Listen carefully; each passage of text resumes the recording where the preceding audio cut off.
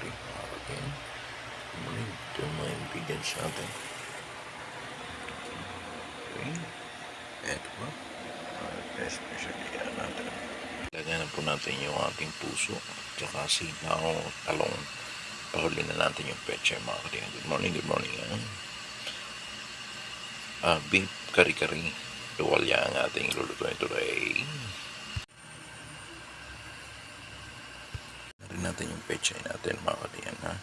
Good morning, good morning. Ito na yung mga nilaga natin. At natin tinutuno na yung margarine. Yan ang mantika natin. Nilagay na rin natin yung sibuyas bawang. Sasangkot siya ng bahagyan. Tingnan natin yung tuwalya. Ating sasangkotin. Tayo magkalagay ng tubig. Tsaka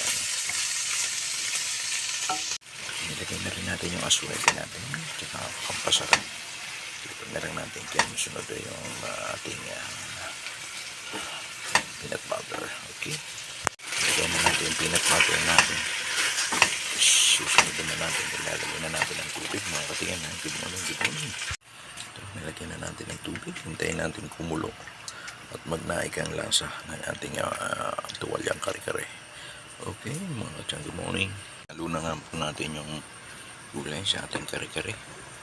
Nandiyan na po lahat. Yung pecha, yung talong, sitaw.